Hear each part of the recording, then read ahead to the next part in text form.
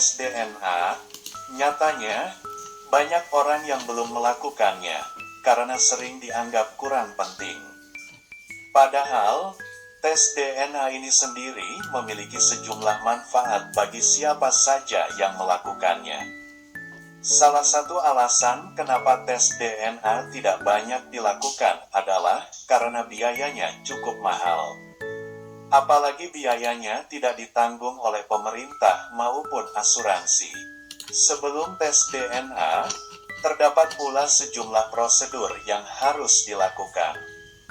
Informasi tentang manfaat tes DNA, biaya tes DNA, syarat dan prosedurnya akan dibahas berikut ini.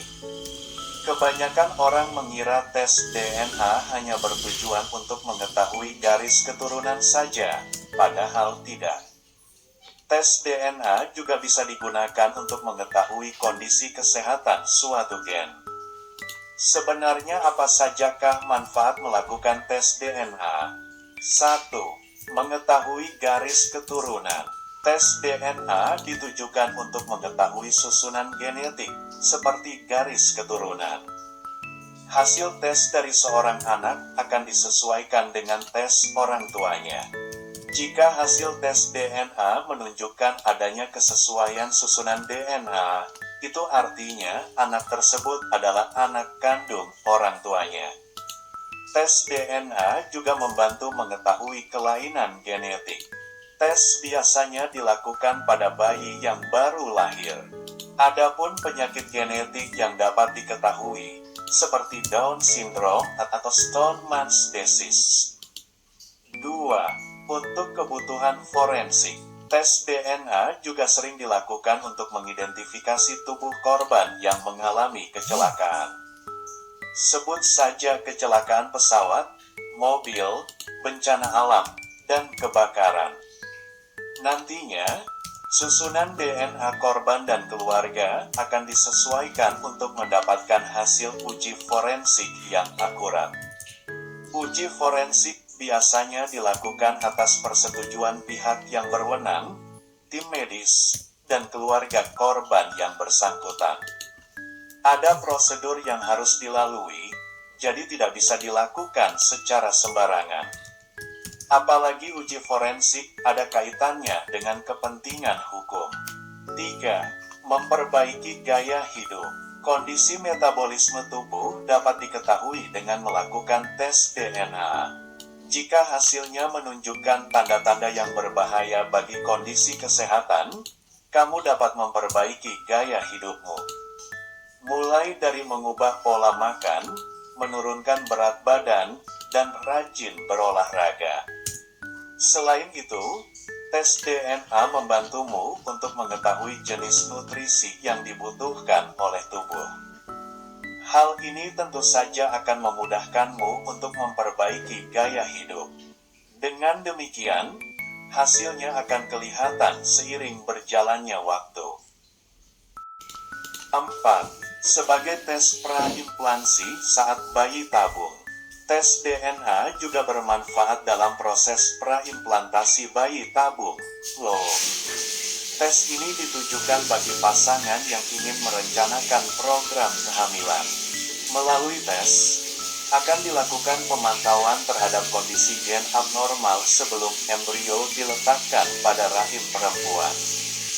5. Memantau kondisi kesehatan.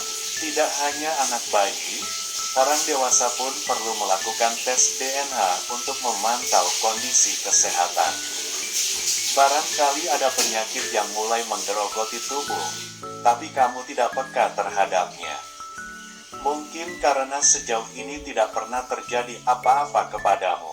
Sebenarnya tidak ada persyaratan khusus untuk melakukan tes DNA. Pengujian dapat dilakukan siapa saja yang merasa memiliki kepentingan dengan mendatangi rumah sakit. Apabila tes ditujukan untuk mengetahui garis keturunan, maka sampel DNA ayah dan anak akan diuji di laboratorium. Berikut ini beberapa prosedur yang kerap kali dilakukan saat melakukan tes DNA, di antaranya. 1. Dimulai dengan mengambil sampel.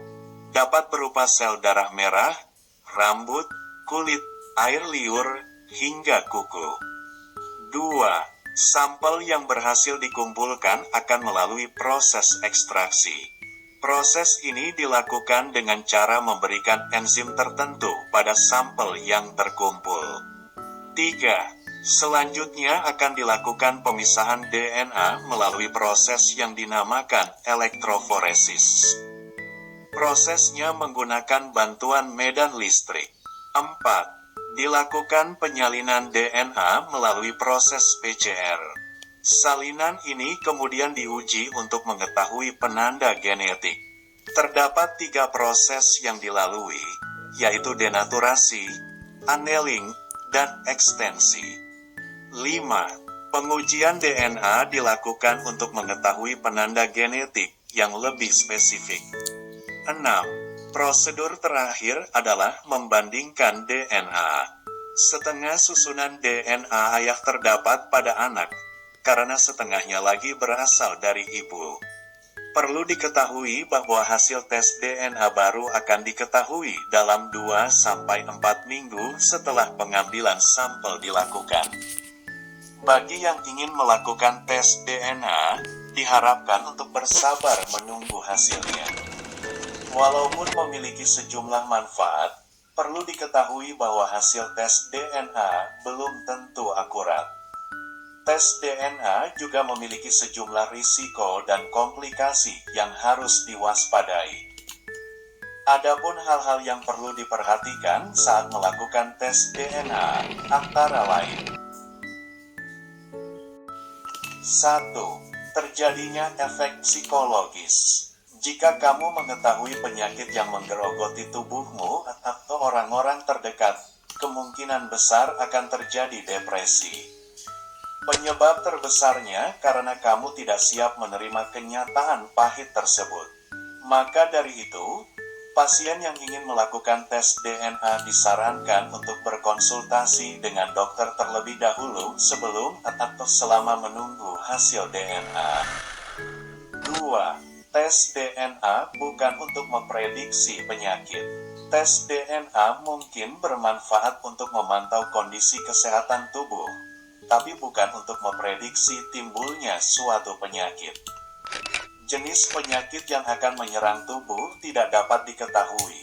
Begitu pula tentang kapan penyakit tersebut datang serta tingkat keparahannya. Itu sebabnya kenapa menjaga gaya hidup perlu dilakukan sejak dini untuk mencegah timbulnya penyakit yang berbahaya dan mematikan. 3. Alat untuk diskriminasi. Hasil tes DNA terkadang salah digunakan oleh orang-orang yang tidak bertanggung jawab, misalnya perusahaan atau pihak asuransi. Tujuannya agar orang yang terserang penyakit tidak mendapatkan tunjangan kesehatan. Maka dari itu, kamu yang ingin melakukan tes DNA sebaiknya ditemani oleh orang-orang terpercaya untuk mencegah terjadinya diskriminasi atau hal yang dapat merugikan diri sendiri ke depannya. Tes DNA sering didengar dalam cerita fiksi atau sinetron di televisi. Namun, tes ini benar-benar dilakukan di dunia nyata juga dengan tujuan tertentu. Misalnya, untuk mengetahui genetik seseorang saat mengadopsi anak, urusan warisan, dan lain sebagainya.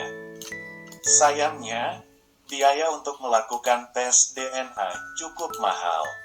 Berapa biaya tes DNA tergantung di mana kamu hendak melakukannya.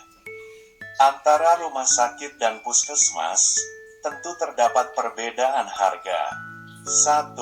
Biaya tes DNA di puskesmas. Tes DNA dapat dilakukan di puskesmas. Loh, besarnya biaya tes yang harus dikeluarkan berkisar 7 juta rupiah sampai 8 juta rupiah untuk 1 kali pemeriksaan.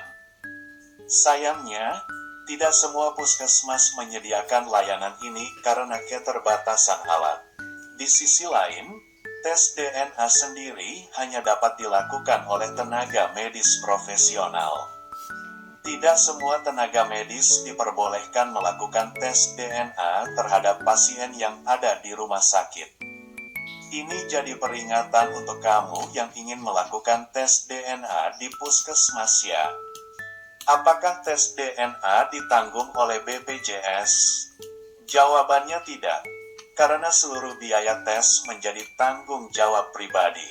Itu sebabnya, tes DNA ini hanya dilakukan oleh orang-orang yang memiliki kepentingan saja. 2. Biaya tes DNA di rumah sakit. Selain di puskesmas, tes DNA juga bisa dilakukan di rumah sakit. Besar biaya tes DNA di rumah sakit sekitar 5 juta rupiah sampai 10 juta rupiah untuk satu kali pemeriksaan. Biaya ini hanya berlaku di rumah sakit tertentu saja, karena sebagian rumah sakit justru mematok biaya tes yang lebih mahal. Alasannya bisa jadi karena tenaga medis yang sudah lebih profesional, ruangan yang lebih nyaman, popularitas rumah sakit, dan kecanggihan alat-alat yang digunakan. Beberapa rumah sakit yang melayani tes DNA di Indonesia, di antaranya Rumah Sakit Dr. Cipto Mangunkusumo, biaya sekitar 10 juta rupiah. Rumah Sakit Umum Sanglah di Denpasar, biaya sekitar 7 juta rupiah sampai 8 juta rupiah. Rumah Sakit Hasan Sadikin di Bandung, biaya sekitar 9 juta rupiah. Fakultas Kedokteran Universitas Diponegoro di Semarang, biaya sekitar 8 juta rupiah. Tes DNA memang memberikan sejumlah manfaat sesuai kepentingan masing-masing pasien. Namun, perlu diketahui bahwa hasil tes DNA bukanlah satu-satunya acuan atau tolak ukur untuk mengetahui suatu hal. Sebab, pengujian genetik hanya akan memberikan informasi sebatas risiko penyakit bawaan atau genetik dari orang tua. Tes DNA tidak dapat menunjukkan seberapa berbahayanya suatu penyakit terhadap genetik, perkembangan penyakit, dan kapan penyakit tersebut bersifat mematikan. Di sisi lain, biaya untuk melakukan tes DNA juga tidak murah. Jadi perlu dipikirkan baik-baik bila ingin melakukannya. Jika merasa tidak punya kepentingan, sebaiknya tidak perlu melakukan tes DNA karena cuma buang-buang uang saja.